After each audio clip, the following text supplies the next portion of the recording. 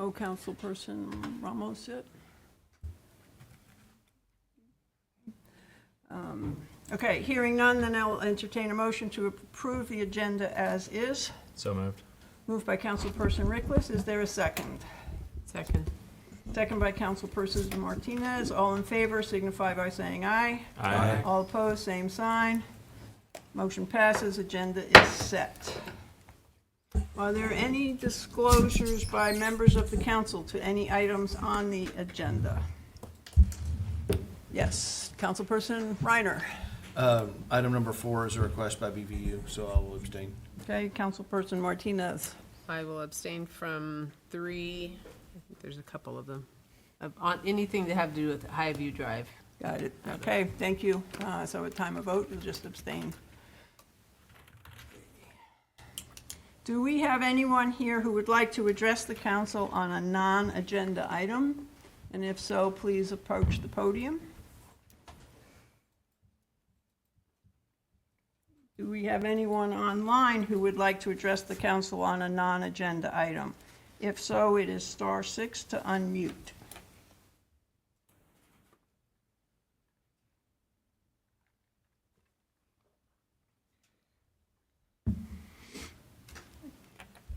Okay, then we will move on. So, we've approved the consent, right? There's no change. Are there any questions or comments on the consent agenda? Sorry. Okay, hearing none, I'll entertain a motion to approve the consent agenda. So moved. Moved by Councilperson Martinez. Is there a second? Second. Second by Councilperson Reiner.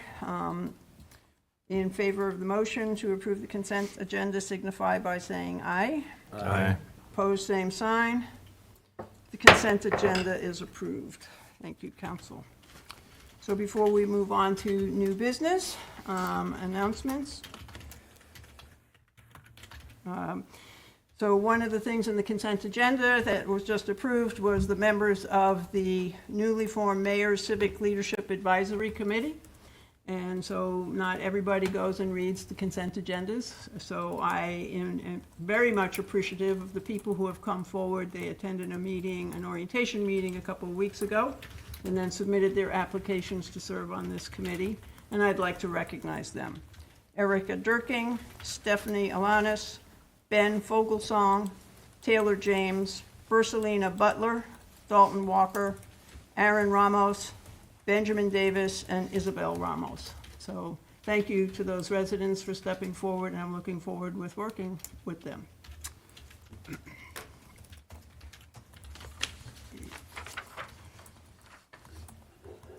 So first item tonight is to hear from a representative of Storm Lake Preservation Association regarding a project partnership request.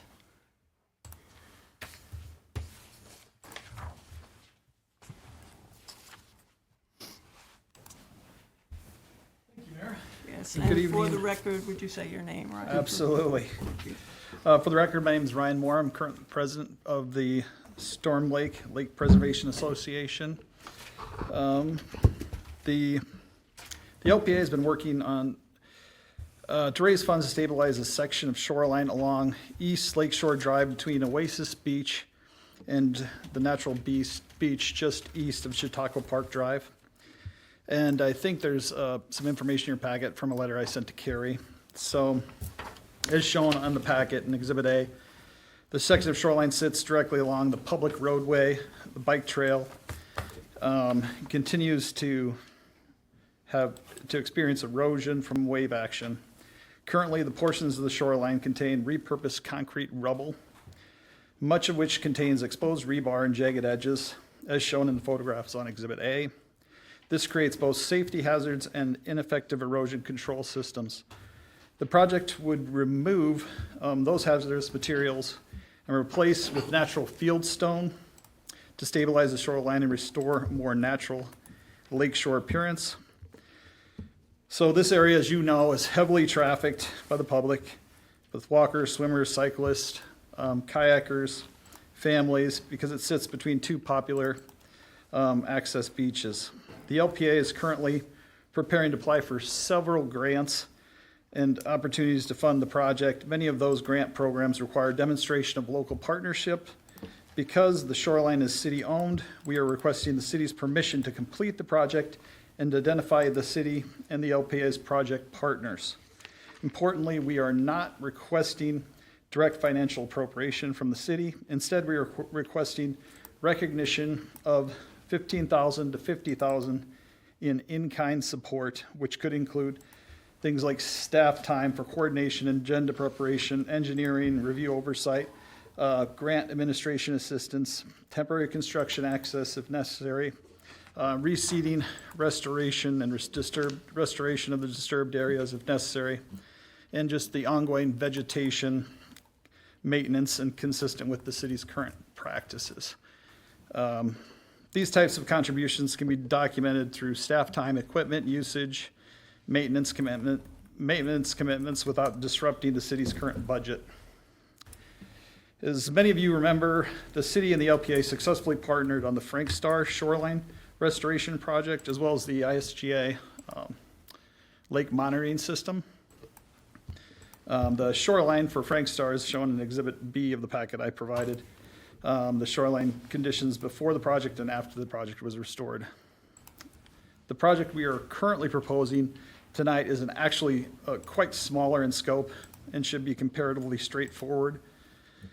Storm Lake's one of the community's most important natural assets, and stabilizing this section of shoreline protects both the lake and the public infrastructure along Lakeshore Drive.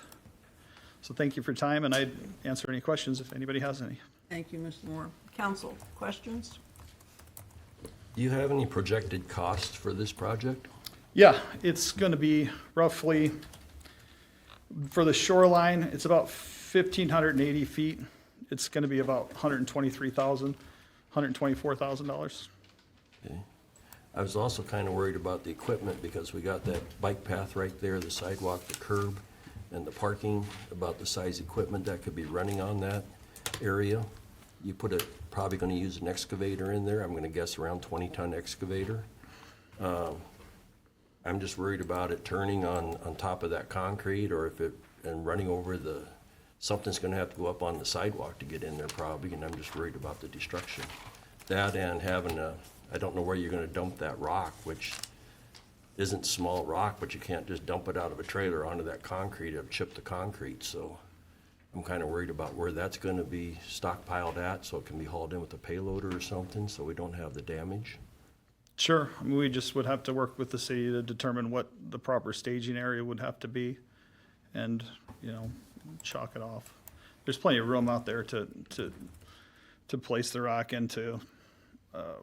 To most of the time, this is a far smaller project than the Frank Star project, so I would expect a mini X would be used to set stone, would be my guess. The size of those might be too small, I think, but That's what they did my shoreline with. I mean, the whole thing, it took them 3 days. This project, I would expect, would be about a week to week and a half. have you talked to the DNR about this? Yes. Okay. Do they have some funding available? Well, that's interesting that you asked. Last year, the city approved our partnership as well. We made application with the DNR.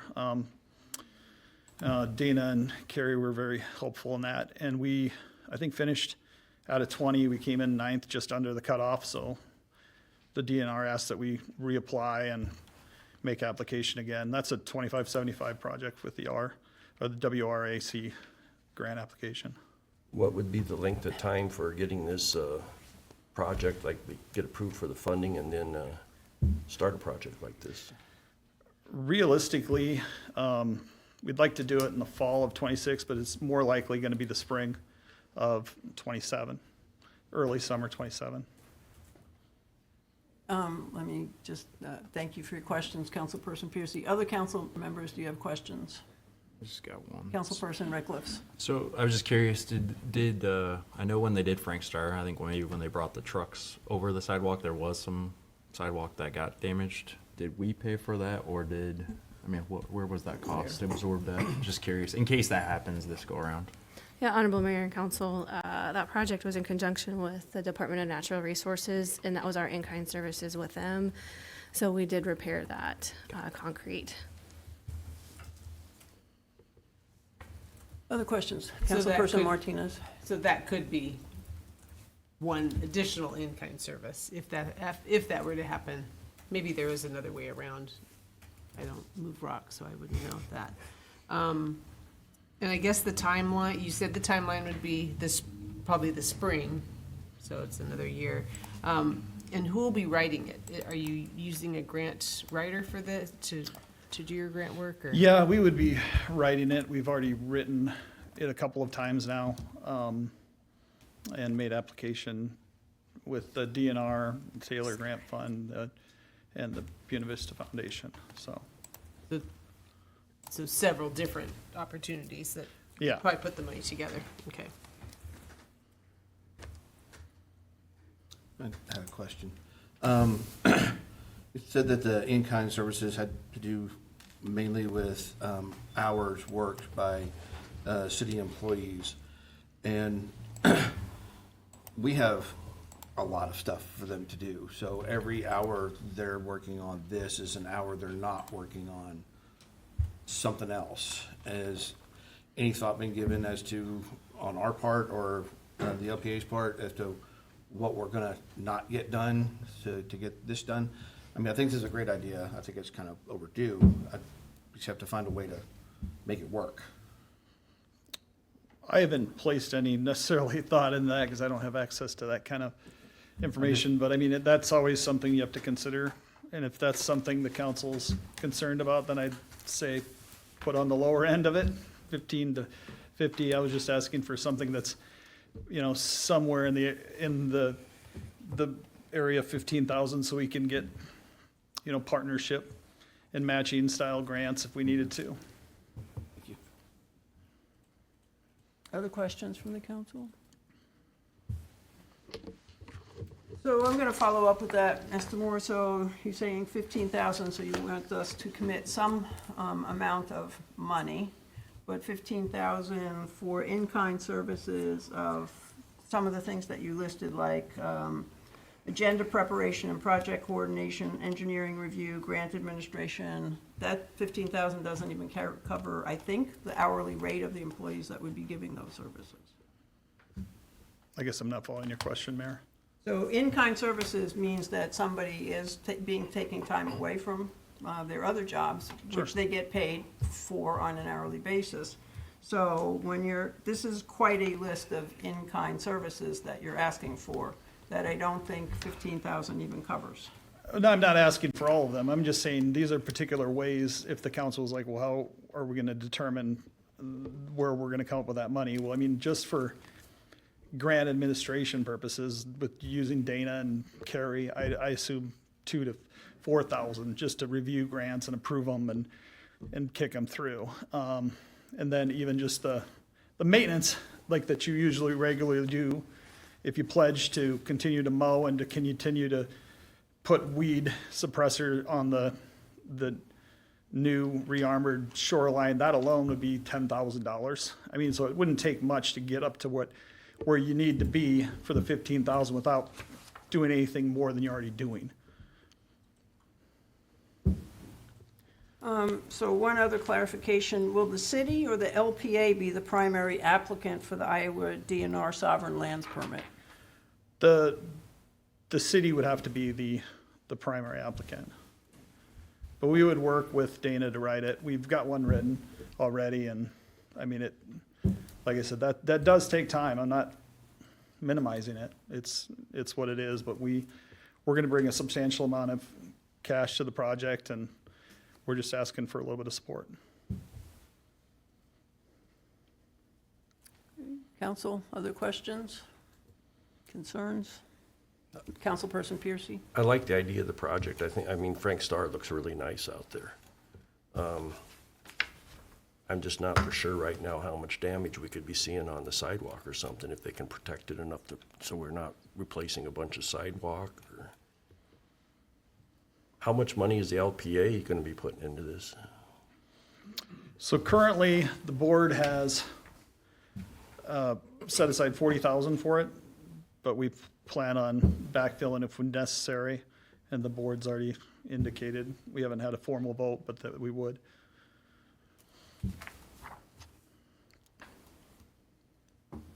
Questions? Mr. Moore, when are the grants actually due? that you're gonna So submit? that would be where the Buena Vista Foundation grant's gonna be due on Wednesday. So if we could get a resolution on just a partnership for any minimal thing tonight would be good. And the DNR one doesn't happen until the fall of this year, so it's gonna be a ways out. That's the largest one that we could get.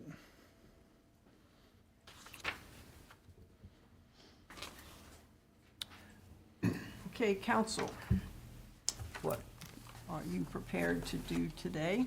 We can table this if you wish more information. We can vote on this today, but we need to be specific on what it is we are pledging.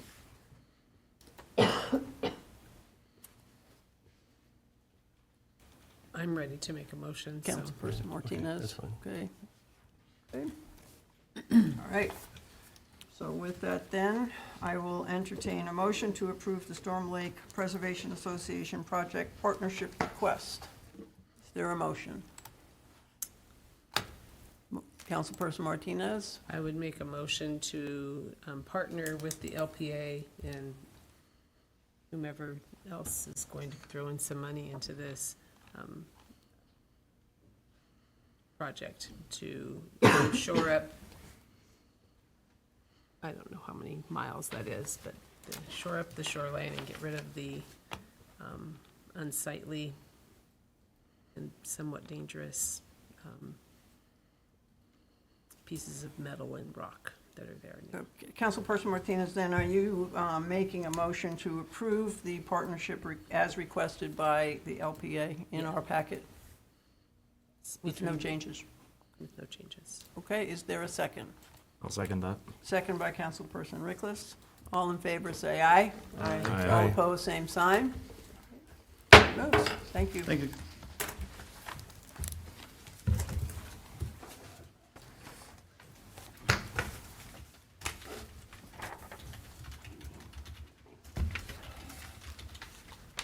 Mr. Olson. Hey, Mayor, Council.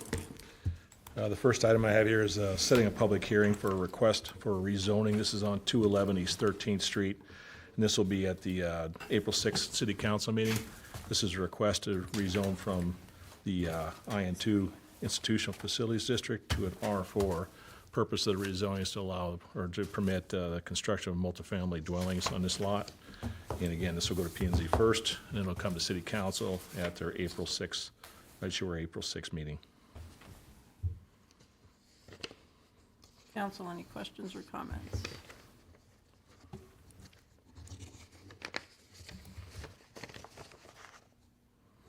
So then, hearing none, I would entertain a motion regarding resolution number 57-R-2026-2027, setting a public hearing on the request for a zoning map amendment change for 2011 East 13th Street.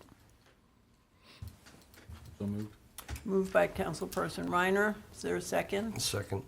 Councilperson Piercy is seconds. This is a roll call vote. Councilperson Reiner. Aye. Councilperson Martinez. Aye. Councilperson Rickliff. Aye. Councilperson Piercy. Aye. Motion moves. Mr. Olson. Mayor, Council, this is the third reading on a proposed rezoning of 6 parcels located at Highview Drive. Request is put forth by Buena Vista Regional Medical Center. The request is a change from the R1 low-density residential zoning district to the IN3 medical hospital facilities. This is for the purpose of allowing a construction of attached medical facilities on the northeast corner of the hospital facility, specifically a clinic. So this is the third and final reading. Yes, ma'am. Have we received any comments?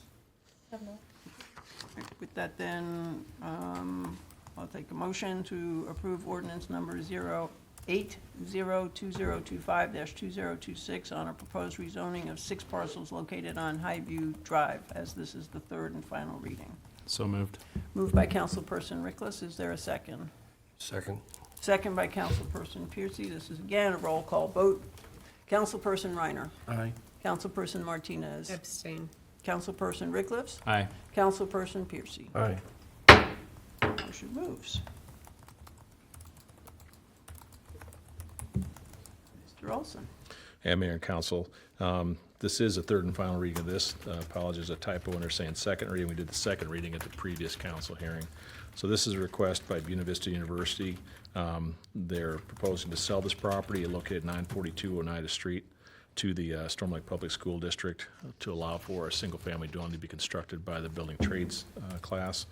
So the request is rezoning from IN1 Public Services Zoning District to the R4 High-Density Residential Zoning. And again, this is for a single-family dwelling, but the R4 high density is for the extension of the existing zoning, but it will be for a single-family dwelling. Council, questions? No comments? Comments? Okay. Then I would entertain a motion to consider pass ordinance number 09020252026, amending the zoning classification of certain real estate on Oneida Street. This is the third reading. So moved. Moved by Councilperson Martinez. Is there a second? Second. Second by Councilperson Rickless. Again, this is a roll call vote. Councilperson Reiner. Abstain? And Councilperson Martinez. Aye. Councilperson Rickless. Aye. Councilperson Piercy. Aye. Motion passes.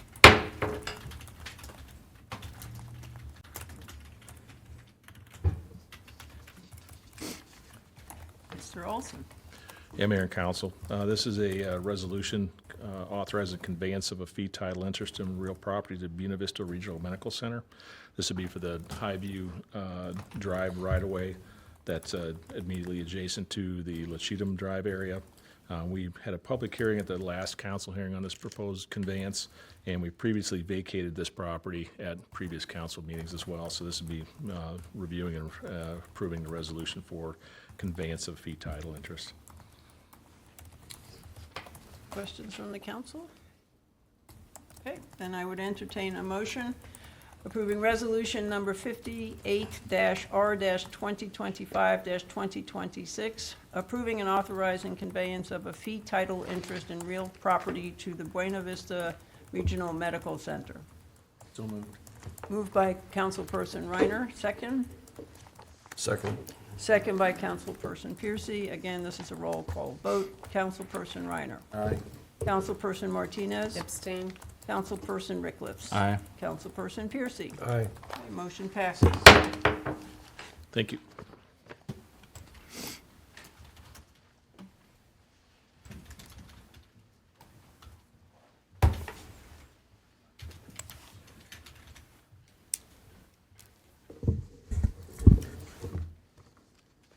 Mr. Colbert, Good evening. good evening. So, we are looking for a resolution approving change order number 5 for the new production well number 22 project. So as you recall, in test drilling out there, there was some serendipity about finding a shallow well, so there was some things changed. So what we're looking to do is, instead of reinstate surface out there and then tear it up again when well 23 starts, is to take a project deduct of $2,500 to eliminate seeding from the project.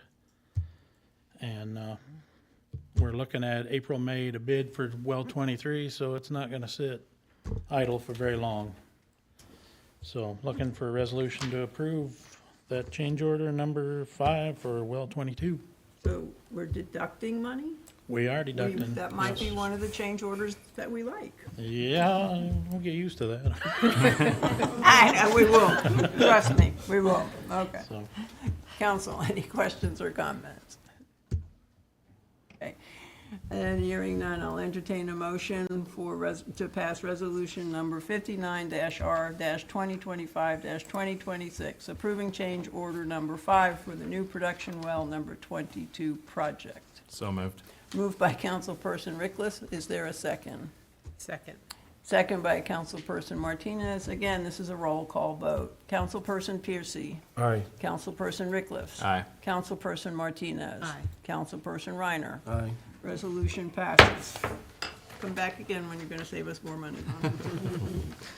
Can't promise that. Oh, all right, but you're up again, so you have another chance. I am. So the next one is a motion to approve contract with ISG to complete community public water system risk and resilience assessment. So we did this 5 years ago. As you see in your summary, 2018, America's Water Infrastructure Act was passed. Requires public water systems above 3,300 people to complete this, and then redo it every 5 years and certify to the EPA that it was done. And then on the heels of this is an emergency response plan. So ISG was involved in this 5 years ago. We completed it, certified it, and here we are again 5 years later to complete and certify. Questions, council? Like it's one of those things we need to do, right? Okay. All right, hearing no questions or comments, then I would entertain a motion to approve the contract with ISG to complete Community Public Water System Risk and Resilience Assessment Plan update. So move. Moved by Councilperson Piercy. Is there a second? Second. Second by Councilperson Martinez. Oh, and this is just a motion. All in favor, say aye. Aye. All opposed, same sign. Motion passes. Thank you.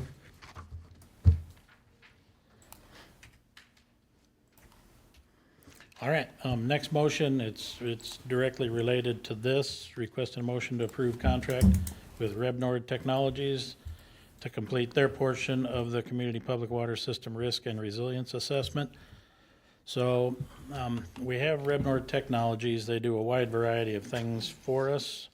And I'm sure you've seen the recent increased threat environment that water plants and wastewater plants and everything online is facing.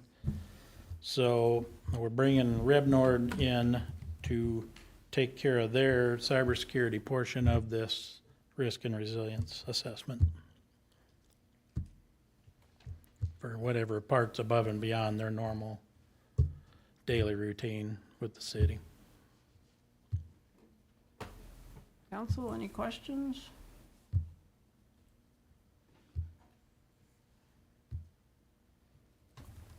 Hearing none, then I'll entertain a motion to approve contract with Rebnord Technologies to complete the community public water system risk and resilience assessment plan update.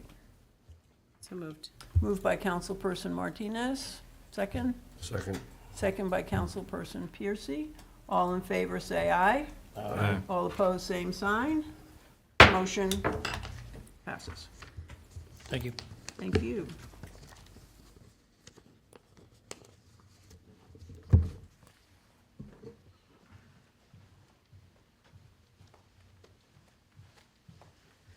Mr. Duffield. Honorable Mayor and Council, good afternoon. I'm here for a motion to approve the selection and hiring of Simmering Corey for grant writing and administration services. This is for a CDBG funding for housing rehabilitation. It's a roofing project. We advertised on March 6th for proposals from qualified firms.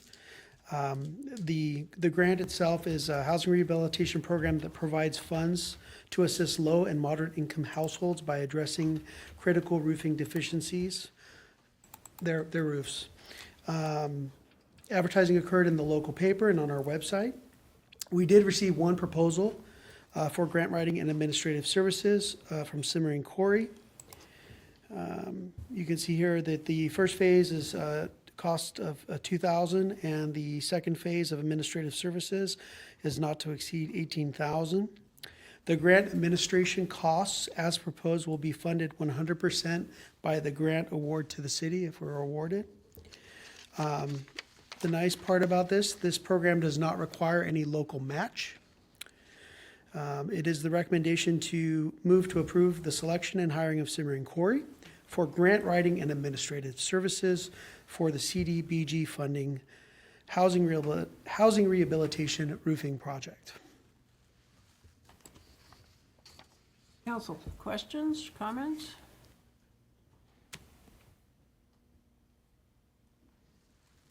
Okay. Hearing none, then I'll entertain a motion to approve the selection and hiring of Simmering Corey for technical services for CDBG funding for housing rehabilitation roofing project. Mayor, this one actually is for the grant writing and administration services.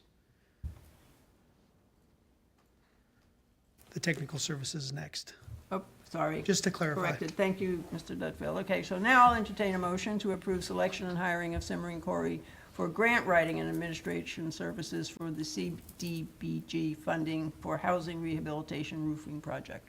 So moved. Moved by Councilperson Rickless. Is there a second? Second. Second by Councilperson Reiner. All in favor say aye. Aye. All opposed, same sign. Okay, passes. Honorable Mayor and Council, what you have before you is the second part of this for the same CDBG funding grant for the housing rehabilitation roofing project. This would be a motion to approve the selection and hiring of Simmering Corey for technical services. Again, we advertised, we received one proposal from Simmering Corey for technical services. A list of costs there are included. The technical service costs as proposed above would be funded 100% by the grant award to the city, and the program does not require any local match. It's the recommendation to approve selection and hiring of Simmering Corey for technical services for the CDBG funding for house rehabilitation roofing project. Okay, questions, council? Okay, so I will entertain a motion to approve selection and hiring of Simmering Corey for technical services for CDBG funding for housing rehabilitation roofing project. Moved. Moved by Councilperson Martinez, second? Second. Second by Councilperson Piercy. All in favor say aye. Aye. All opposed, same sign. Motion passes. Thank you. Thank you, Mr. Dudfield.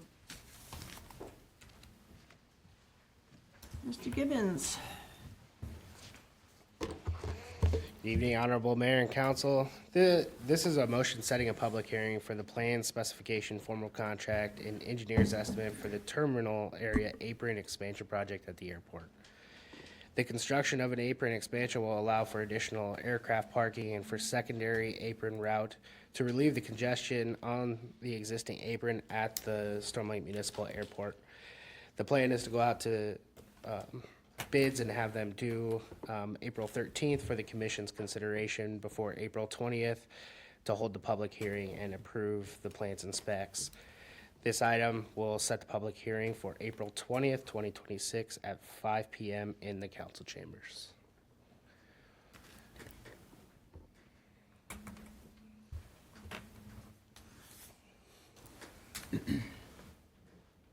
Sorry, I lost my space on my, okay. Okay, questions from the council? Questions about this alternate A and alternate B?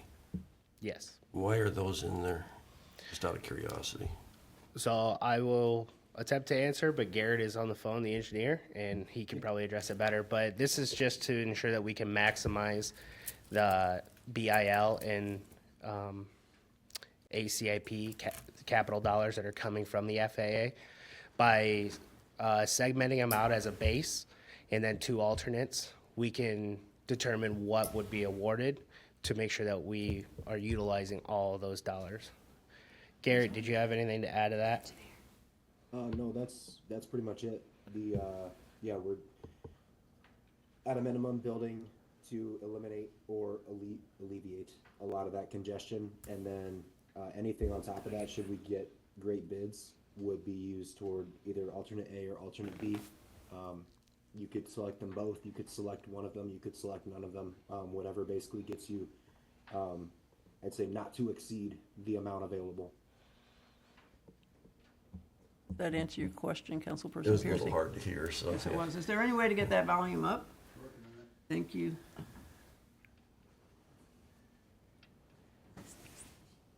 But it's mostly funded, I mean, the majority of this funding comes from the federal government, right? That's correct. So the BIL dollars and the AIP dollars have an end of life that you have to utilize those dollars. So this is to make sure that we can capture it. The base bid gets you that alternate route, around to relieve the congestion around the fueling terminal. Alternate A is, I believe, the west side of the apron to allow for additional tie downs. B is for the east side to allow additional tie downs. Like Garrett said, if you can accomplish everything because of good bidding, then you can award all three.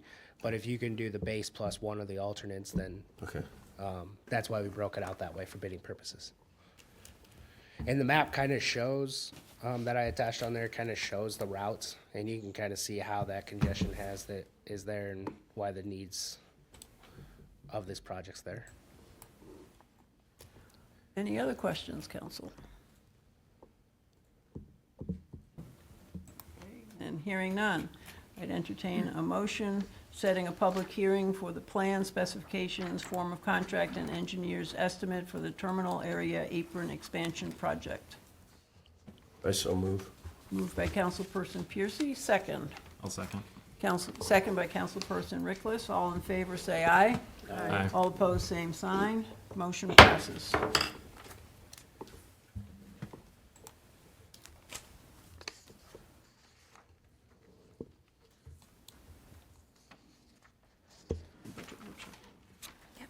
All right, Mr. Gibbons.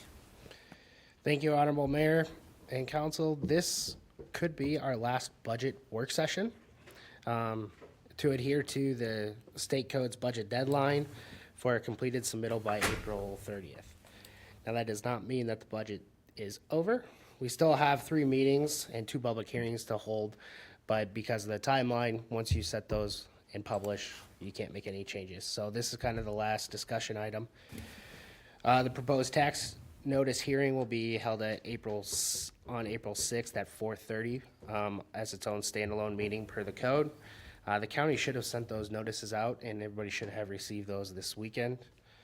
The public hearing for the fiscal year 26-27 budget will be held on April 20th with a resolution adopting the budget following that. Following the direction from the council, the worksheets include adjustments to outside agency funding, the public transit request, along with adding the library board's fees and the city's current fee resolution. Based on action occurring earlier this evening, we will be adding something for the LPA at $123,000. That'll require a competitive bid per Chapter 26 of the state code. So we'll be looking into that and add that as well. So at this time, I'll take any additional comments from the council before proceeding with the 26-27 budget. Questions, council?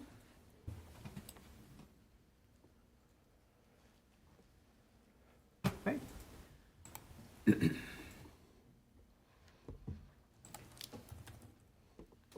we need a motion on it? No, this is just a final work session. If there's any further discussion, if there's no other comments, then we will you proceed can- as presented. I think you may proceed. All right. Thank you. Thank you.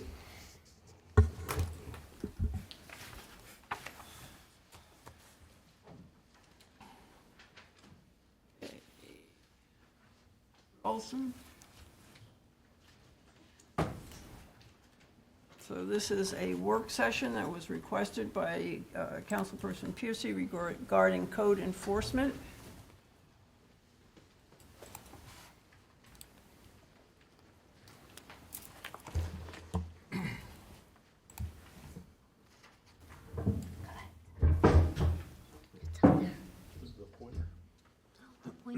Yeah.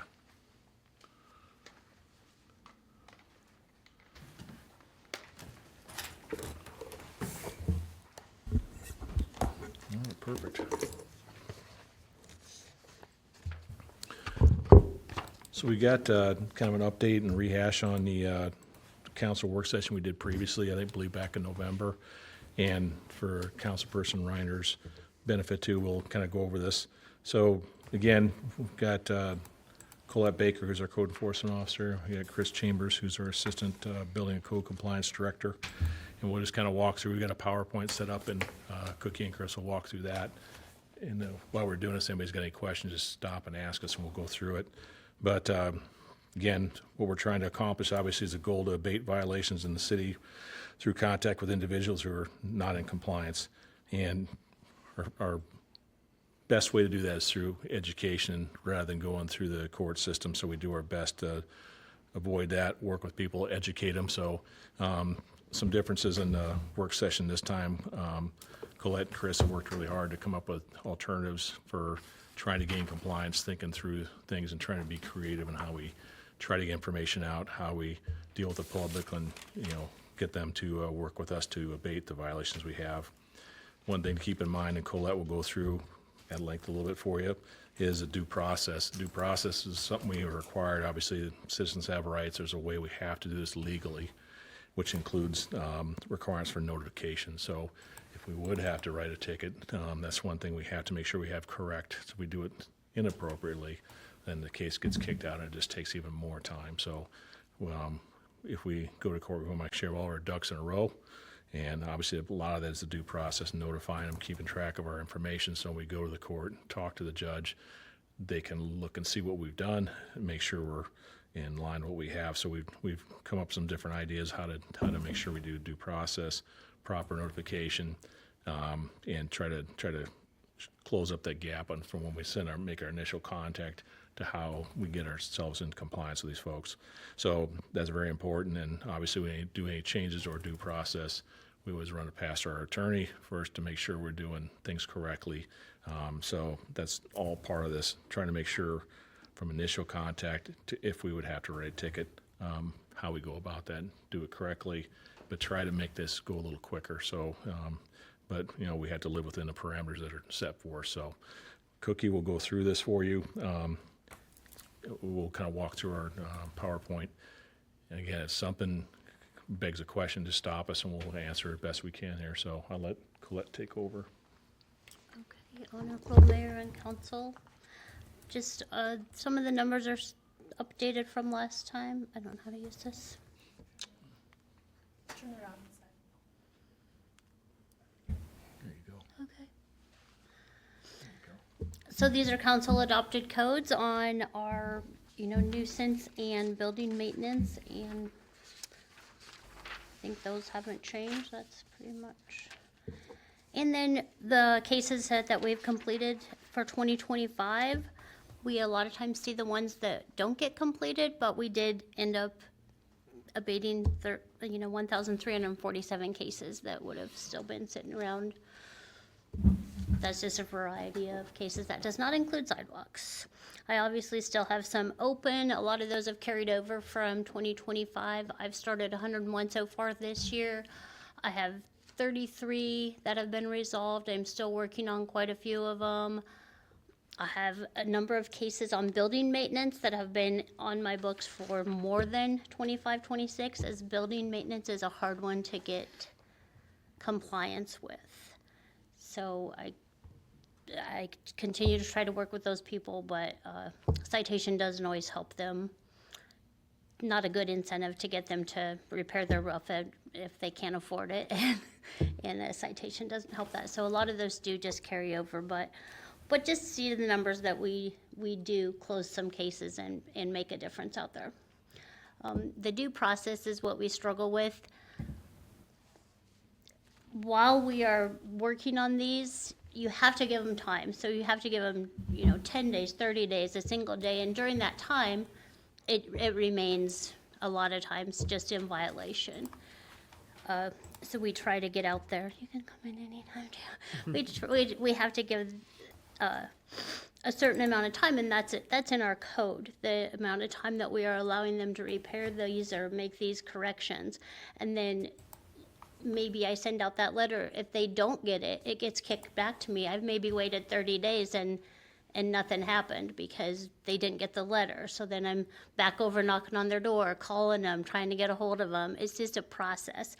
And then we send out the certified mail, and those have taken 60 days, even more sometimes. I never do get them back. It's kind of a balancing act. If I can go on and I can look it up to see if it's been received, but then do I want to spend half my morning typing in certified mail thing into the post office to see if it's been received, so I can move forward to that next step. And then that's just notifying them to try to get it cleaned up. I've already talked to them. I've already had calls with them. I've knocked on their door. I've hung door tags. This is just the proof that we're going to need then if we do move to that citation. And then that's back to the certified mailing. We have talked about changing that up and doing personal notification. We're speaking with our attorneys on that, if that is something that we can do, if we can have our police department do it. We have had the sheriff serve some of those, not good results with those. It just took a little longer than, probably partially my fault, because maybe I didn't leave enough time on the court date, but that is the due process. We find that issuing a municipal infraction isn't really a deterrent to get them to clean these properties up or to become in compliance. I've had more than one resident just paid the first 2 citations, and finally on that third one, they came in and said, how do I stop this? What do I need to do? And it's like, well, I'm glad you asked, but I think we've talked about it, but, so it's just not really a deterrent. And then that whole time while we're sitting there waiting for them to get these notifications, and then they might pay the citation, and then okay, you got 10 more days, then we write another citation, 60 days, write another one. I mean, the property sits there in violation. It's more effective to call them in, have them talk to them, go out to their property and show them this is what needs done, than to just be handing them over these tickets. We feel like it's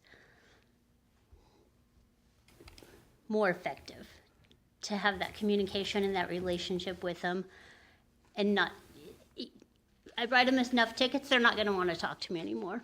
They're not gonna come in here. They're not gonna answer the phone when I call. So we try to build that relationship so that we can go out there and still be able to communicate with them and maybe work through it and get it taken care of. This is an old one, just building maintenance. Like I said, that's a difficult one to do. Everyone has a different story of why they can't do it. I have like here where the neighbor's house was on fire, his insurance isn't covering it. He's just saving up money to get it done. Same, a couple windows blown out from the storm. Some people that actually have a permit, they just apparently didn't end up getting enough money saved to do it. Nuisances. Those are just all over the place. We have a lot of vacant buildings that have violations. We have a lot of rentals that have violations. We have a lot of owner occupied that have violations. It's not necessarily, it's more like the location than who owns it or what category it I have falls a in. question. Of Yeah. the vacant buildings, how many of those are owned by people who live in Storm Lake versus out of city, out of state? Good question. So it kind of goes into the next slide. Is it on this one? Maybe one more? I think we had a So- vacant one. so Which in- one are you looking at? This? Yeah, so when we get into the solutions part, Cookie had recently gone to a code enforcement class, and so that's where she gathered a lot of good information on how to deal with vacant buildings. One of those we don't have an ordinance for is a vacant building ordinance. And so if you look down at the bottom, there's bullet points that talk about what that would entail. An annual registration, a plan to reoccupy, because as we all know, vacant buildings, they start vacant, and then over the years, they become out of compliance. They have maintenance issues. So we would like to work with the owner to figure out what their plan is. It would involve annual inspections. The registration fee is one thing that, what we've seen other cities do is they might have a free registration as long as you're in compliance and you have a plan. But if you don't, then potentially you could have a annual registration fee that's involved. And there's some other rules that we can put in there, like it cannot be used for storage, making sure they're secure, and it benefits the property maintenance. It benefits public safety. You make sure there's things that aren't going on those buildings that the owner's not aware of. So this is one thing that we don't have an ordinance for, but it's potential that we could maybe think about, look into. So we have an ordinance coming to us sometime in the near future? Perhaps. And then we would have that list, you know, like you said, do they live in town? Then we'd have that in one spot of the ones that do live in town, and the ones that don't, we would have a contact for them so that we could get a hold of them if something was happening, you know, as opposed to trying to track them down in other ways. And what about compliance with rental property? Is it the renters that you're interacting with and asking them to clean up, or are you also interacting with landlords? I do both. I think the way our ordinance is written, and as far as if we were to abate the issue and assess the property, we would be assessing that to the property owner. So I always, if I'm doing a citation, I'm doing it to the owner, so I involve them from the beginning. But when it comes to citation part, I'm doing it, it's the owner. It's the owner's responsibility to take care of their property, whether it's a rental or not. So, but I always involve the tenant as well and try to gain compliance with them, and even if they're not gonna get a ticket, I want them to be educated and know that this is something that, you know, because that's who doesn't know our ordinance. The landlords should know what our ordinances are. The tenants are often new and have just moved here and they didn't know they couldn't do that, and so I keep both of them in the loop, but it's the owner that the responsibility falls on ultimately in the end. When you're talking to the renters, do you see any kind of, I don't know, pattern of the reasons why they are not taking care of things that can be taken care of? Lawn, for example. No. Every once in a while they'll say, well, I thought my landlord was supposed to do that, and then it's like, well, let's see. I'll ask them and we'll find out. And a lot of times they just don't know, but not a pattern. Not saying that you're not hearing people say they have a lot of need for help to take care of their property. So a lot of on the renters, what I have is the junk and the nuisance, and then the parking. And the big one is they didn't know they couldn't park up on their yard. They just weren't aware of that. They thought they could park there because a lot of towns you can. The junk, that's on them, I guess, but it still comes back then to the owner. And then trash has been a recent one that I've had a little bit of trouble with, and they said that they didn't have trash service. Well, they do have trash service, they don't have enough. I've worked with the landlord to try to get them additional cans. I've given them information. I said, well, it's not necessarily provided by your landlord. You can have your own trash service, and gave them the number to contact. It's under control as of now, but I'm not sure why, because they don't have additional cans, so it could very well be in their basement. Ultimately, it's the landlord's responsibility. Whether Ultimately. the landlord says it's up to the renter to take care of it or not, it still belongs to the landlord, so.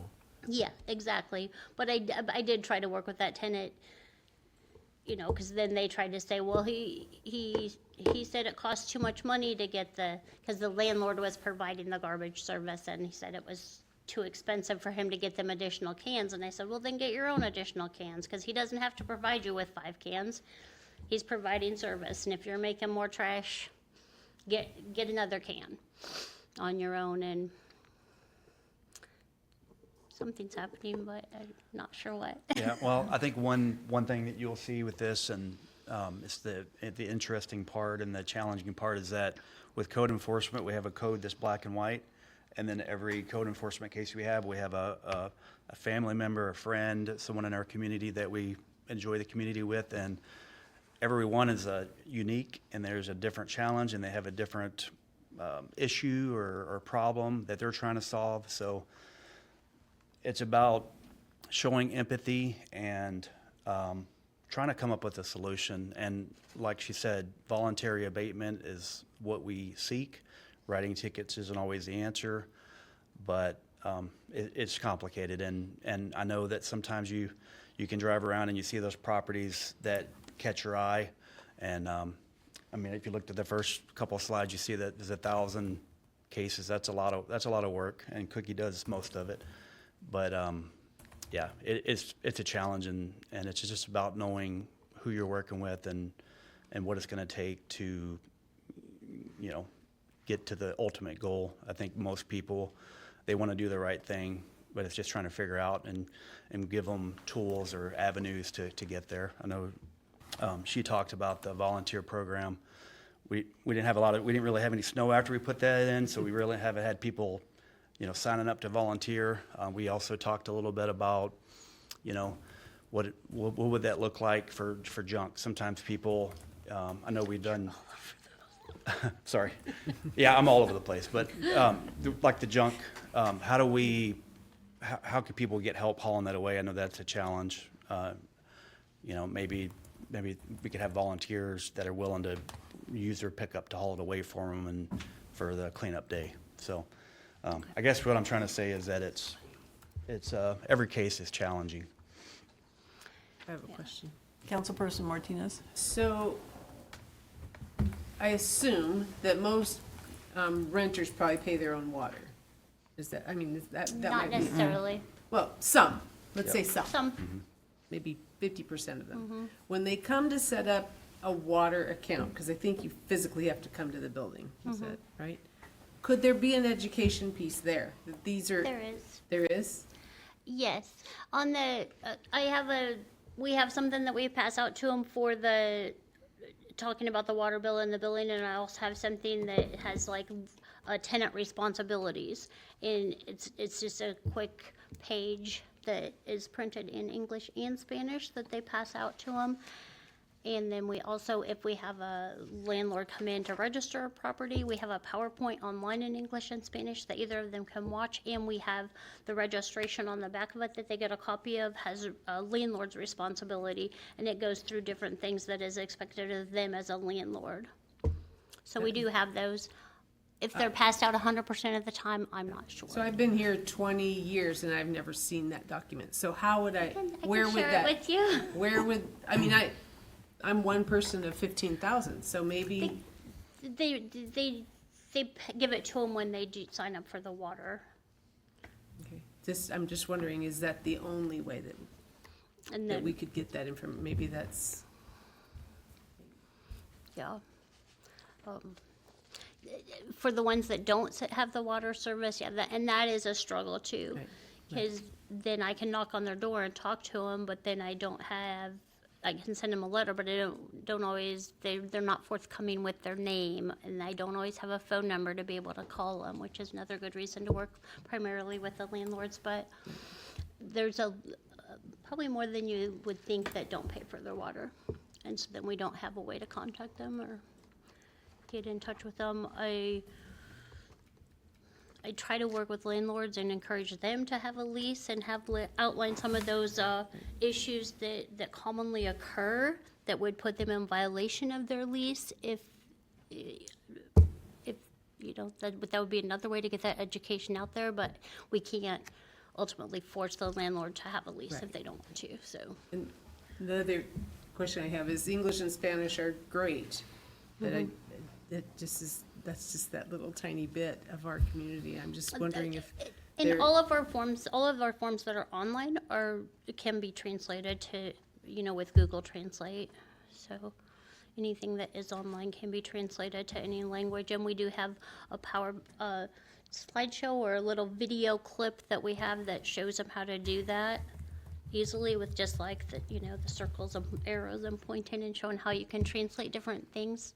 That's on our website, right? It's just like how to translate any form.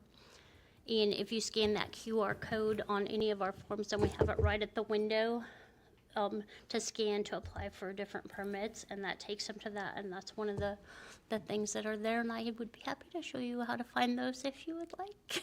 I live somewhere that luckily someone else is doing all my garbage stuff, so that's not an issue there. But I just wonder if the news is as readily as I think you guys are doing. 1,000 things is huge. I mean, we're not that big of a town, so you're really busy. I'm just wondering if there could be some, you shouldn't have to do all the education and the abatement of everything.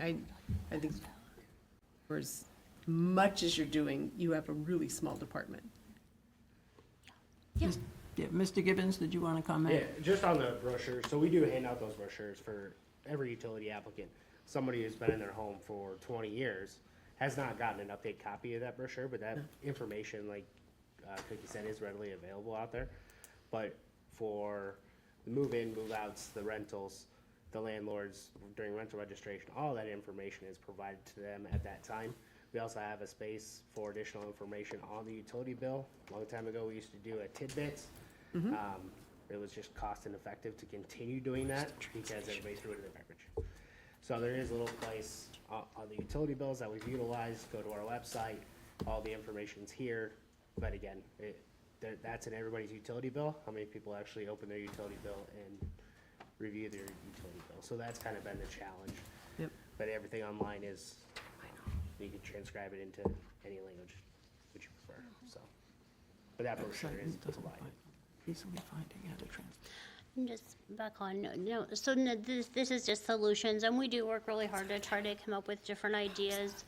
We don't just keep doing the same thing and like, oh, it's not working, and just keep doing it. So we, the neighborhood program that you have passed that resolution, we have a series called Know Your Code that Dina publishes for us on Facebook, and we try to do items that are timely, like if it's mowing season, like don't blow your grass into the street, and kind of just a little bit of education on why you can't do that, and resources of what you could do with your grass, and just, more than just telling them you have to do this, we give them the information on why and how to abate it. Lee talked about the CDBG housing grant that we're working on. Chris already talked about adding the trash, and one thing is to incentivize compliance. I don't think our abatement necessarily does that. The state maximum is $750 for first offense. Ours is $75 right now. It's $75 for first offense, $125 for second, and $200 for third. Like I mentioned before, I've had landlords or people just pay two citations before they come in, and it's not a deterrent. Other communities of comparable size are in between $250 and $750. I know Alta just recently went up to I think it was in 22. $500, Yeah.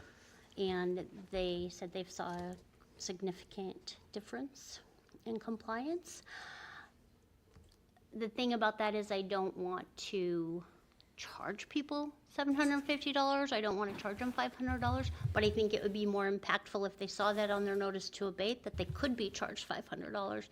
And maybe that's going to get them to clean it up or bring it into compliance, as opposed to $75. Oh, I'll pay it. Some people think if they pay it, they don't have to clean it up, or they don't have to. And then Or if they pay it, somebody's going to come and clean it up. they just think, oh, that's it. So that's another thing. The vacant buildings is another one that we looked at. And then we are always educating ourselves. We go to conferences. We are in an online email chain that we answer and ask questions with the several other communities that are represented there. We go to the building inspector meeting down in Spencer every 3 months, and there's several communities there, and we ask questions and see what they're doing, what works, what doesn't, and we do podcasts, we read books, we look online, we read articles. We're not just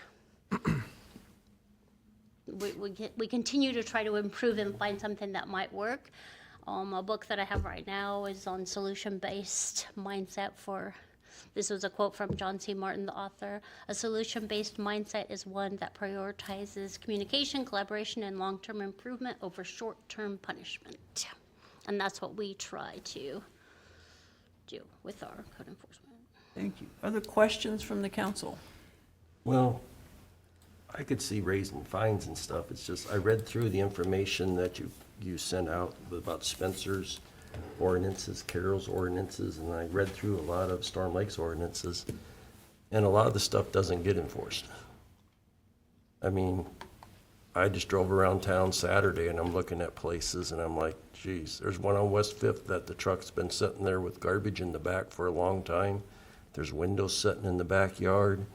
And we do have a rule about how long a vehicle can sit on the property, I believe. I think I read that in, what section was it? Thought I wrote it down here. Yeah, it's in there. What? So it's 10 days. Yeah. It's 10 days for a vehicle to sit, and I think when ICE took over as code enforcement, they were saying that that's something that we haven't been able to enforce because we would have to go out and mark tires. We don't go onto the property, and we don't go onto the backyard. So unless I get a complaint and can look at someone's backyard, I might not see their backyard. Well, this is visible. I mean, you could photograph it because you got the date on it, and you can tell if that vehicle's ever been moved. Actually, you can look at satellite imagery and see if those vehicles have been moved. We got some places around town that are operating more like a salvage yard up on Vestal Street, and a lot of those vehicles haven't been moved in a long time. There's a place south of the, let's see, where would it be? It'd be south of the library. They call it Railroad Street. I don't know if it's really a street or not. It's gravel. And there's vehicles, they're actually, according to the, if you look at the assessor's site and look at where the property lines are roughly at, there's been a bunch of vehicles sitting there for years that haven't been moved. There was a street, can't remember the name of it. I think it's one block east of Hudson and north of the railroad tracks, about 4 houses, where the other day there was at least 10 vehicles parked there. And I know most of those aren't running at all. But instead of having to mark the tires, if you can get photographs of them, and you can tell if those vehicles have been moving. So we can do the same. Yeah, if that's something we need to start looking at. Like I said, it hasn't been a priority for me. Like as far as junk, I was told if they were licensed and registered, they were okay to sit there, and that's the directive I'd been given. If they're a junk vehicle, I would have to have them get in it and drive it, because it's junk if it's missing parts, missing something, or it can't drive on its own for a certain distance. Right. So those are definitely things that, yeah, I agree they are in our code. It just hasn't been as high of a priority because of the difficulty in keeping track of has that car moved and proving that it moved. And we do have that burden of proof, which is very difficult. If those cases end up going to the court and they get thrown out, a citation costs us money to begin with. Right. But if it gets thrown out, then we're paying the court costs as well as attorney's fees. So those cases that are harder to pinpoint, harder to prove, yeah, some of them sit there, and a lot of the ones you mentioned, I think I probably have cases open on all of them, and it's a process.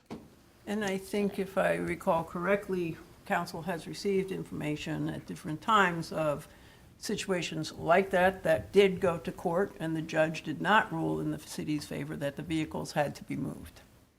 Yeah. So then it's more time out of the office, it's more cost to the city of our staff, as well as then the court costs that we do. So I think it's questioning, where are the priorities, who can we work with to make some changes.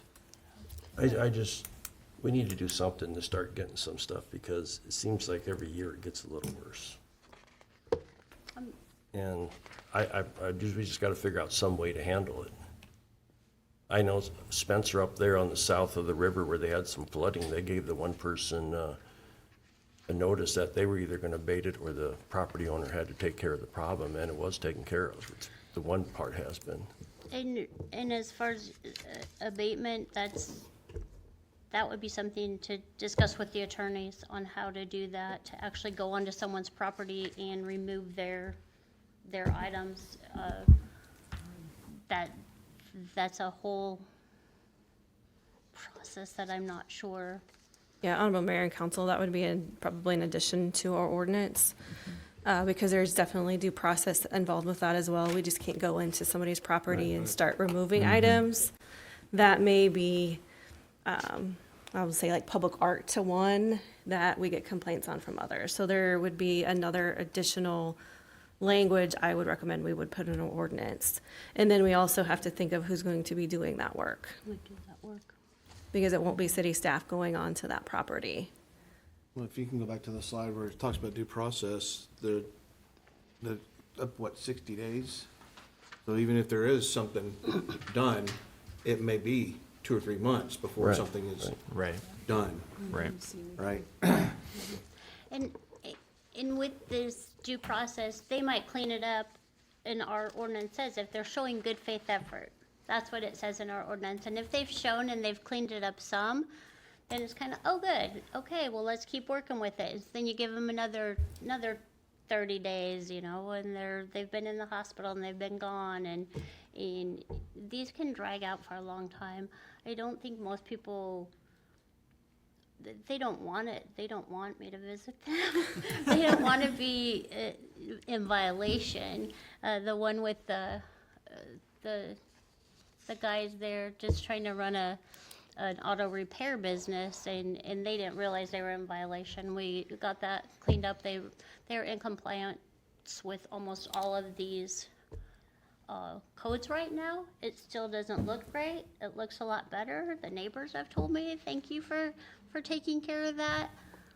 They just didn't know they were in violation, and when I come, they're like, we don't want to be in trouble. What did we do? But I've built that relationship with them, and they'll take care of it as well as they can. But they also have that problem that a lot of these car places have, that people just, they fix their car and then they don't come and get them, and they have trouble getting rid of them. So, forgot where I was going with that, but. But that is the business's problem. Then if they're running a business and people aren't coming getting them, I mean, they still have to And deal they- with and it. they They're on work their with them. property or somebody else's property. Because like you get up on North Michigan, I think it's the 1600 block. It's just north of where Merrill Manufacturing Building was tore down. There's a guy there that's got stuff sitting all over the city right away. You know where it's at. I do. Yeah. I do know where that's at, and that's another, like a zoning. So we do allow some of that outside storage in certain zoning districts. But he's storing it on city right away. Yeah. I probably don't have a case for that one, but I have seen it. I will. So I think it's something we should have further discussion on. I think we should maybe have, our attorneys, check into it. I mean, we've heard this complaint a few different times from, people that have come up and just talked. And I do think it is an issue. But I also, right now, I mean, our code says what it says, but were we doing what we're supposed to? I mean, I don't know if we're properly enforcing it, but we also have to be careful about that. But I also think maybe, according to what Cookie was saying, our fees are not where they should be. So, I mean, even if we're going to enforce it, what is there really to make me do anything about it? But again, I think we just need to legally make sure we're okay, because I would agree. I mean, we call it the city beautiful, and I think there's a lot of things that make it not all that beautiful. And Although I would say that I agree with that, and I think we need to look at the additional ordinance, and I think we need to look at increasing the fees. However, I also agree with the idea of partnering with our neighbors. I like the volunteer program. I got a lot of people who reached out and said that neighbor-to-neighbor program was a great idea. I know there are people in the community who want to help, and so I think we should go by that as well. Again, there's always underlying reasons that maybe we don't know about as to why someone is not taking care of their property, and I think we need to be sensitive to that. I think if there are specific properties that individual council members are aware of, I would prefer that those addresses and be given directly to our staff and not brought out in a council meeting, because I don't think shaming people in public is very effective either. So Councilperson Piercy, if you have specific properties, perhaps you can just give them those addresses. Yeah. Thank and, you. And that's another thing, we get very few complaints as far as being a complaint-based. We get very, very few complaints from the community. And when we do, we're out there, we take care of it, and it's usually they're taken care of pretty quickly. But we just, most of our complaints that we get are on the same properties and. Yeah, it's surprisingly low for It's the very amount low. of complaints that we receive. So- But yeah, I mean, if we have the addresses of the ones that are in question, we'll definitely look at that. The vehicle parking and the inoperable vehicle, I don't know, I mean, I understand taking a picture, but we have to look into that and find out how we can enforce that properly. Honorable Mayor and Council, on that particular item, it is really difficult to have a vehicle removed from private property. If it was on city property, different story. There's just a few more, I guess, the due process piece becomes a little bit more complicated when it's somebody else's property. And I believe there's some legislation, I'm not certain if it's, I guess the second funnel's this Friday. So there might be some legislation out there that has made it through the first funnel, that might make it through the second funnel, that may address these vehicles. But I have to say, in the last few years, it's been a common item that's discussed at the state legislative level. It never quite makes it to that next step. I guess I have one more just thing. For as many of infractions that this department is going after, I wonder if they're understaffed. And I think we're expecting an enormous amount of work. We have a lot of building going on there, and that's important to our community as well. I mean, that brings in funding for us too. I just wonder if we have grown a lot and that there are a lot of issues out there, and I don't know, are there interns out there that want internships during the summer, which is the months that you can get this kind of work done? So I think that slide was very important to see how many things have been resolved, but how many are still out there. And there's only 8 hours in a day to work. You can't be expecting people to work 7 days a week and after hours to try track these people down. More of a detective than code enforcement sometimes. I mean, that if you're sitting online trying to figure out if your mail is getting delivered, that's. So, Honorable Mayor and Council, this is pretty much the harsh reality of where we are financially. I mean, with a lot of the changes that have occurred at the property tax level, this is the harsh reality of a group of three out there trying to take care of the nuisances in addition to everything else that they do. And so, yeah, you're right. Something's going to have to, I guess, give at some point. And what is that going to be? But I'd say on the flip side of that, we should definitely look at our fees because we're way under, and that's a way we can start to, Fund our. bring some money back into it. And I do understand, I mean, for you to go around and see all these people, and if you start rocking every block, you're gonna be busy for I drive the entire city every week. I see you drive at least around, once a so- week, I drive it, Yeah. and sometimes it's choose your battles. It's like, maybe For that sure. truck has been there, but like you said, it's been there for 15 years, so maybe maybe I'm not noticing it as much, and we definitely notice the places that are really bad. Like I said, sometimes it's slow for me too. It's like, oh, I need to escalate that case, and it's like, oh, it's only been 4 days, because you notice those. And I more, know the some, ones I've that- noticed the one and that you, I know you've cited them and they must pay a fine or they clean it up and then it looks nice for about a month and then it starts right over again, so. And I do start those from where I left off. I don't start over. You have a year to start. So I would do second offense on those rather than starting back. Even though they have cleaned it up, I will start on second offense. I think that while council has the responsibility to govern and set ordinances and fees and things like that, I think for the community to look nice, to be the community that it wants to be, then neighbors need to talk to neighbors. Neighbors need to help neighbors. which is why you started that program. And so, if we're not getting complaints from neighbors, maybe we need to ask why. And is there a way for us to get neighbors talking to each other to help each other make their particular block look better? I don't think there's a way for us to incentivize that other than to encourage people to be proud of where they live in their city. But again, doing so without shaming them would be my preference. Another idea that I did see maybe at the conference is just to go by zone. Like pick this area and this is the area I'm gonna try to get, instead of trying to do the whole town, since we are short of staff. This is the area I'm gonna work on.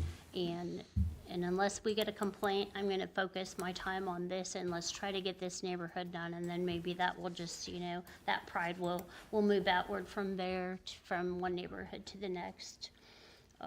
That's another way we could deal with it, but I haven't gone that direction, but it's something we could look at, is just going. Other questions or comments from the council? We appreciate what you do as a department and the hard work that you put in.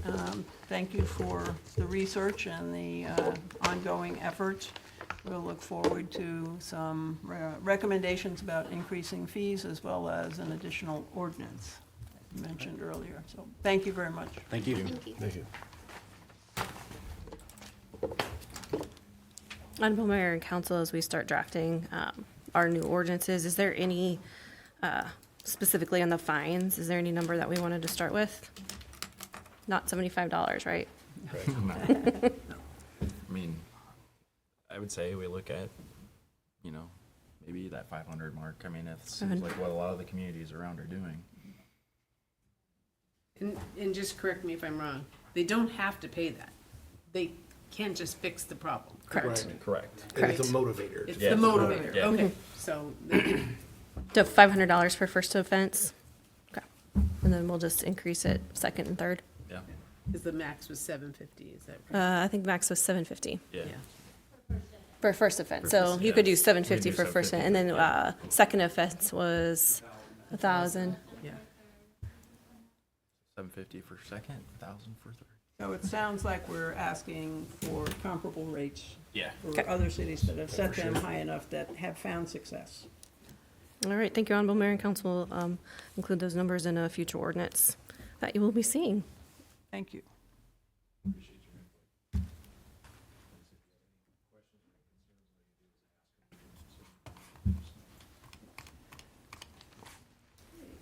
Council, are there any other items that you would like for future work sessions or like additional information on?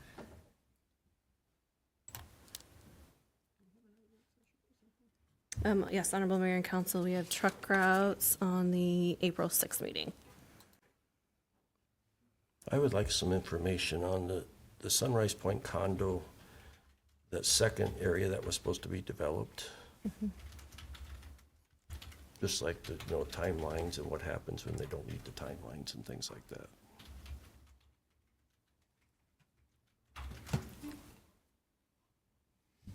Anything else? Okay, then I would entertain a motion to adjourn. So moved. That was quick. Councilperson Reiner. Second, Second. Councilperson Rickles. All in favor, say aye. Aye. We're adjourned. Thank you.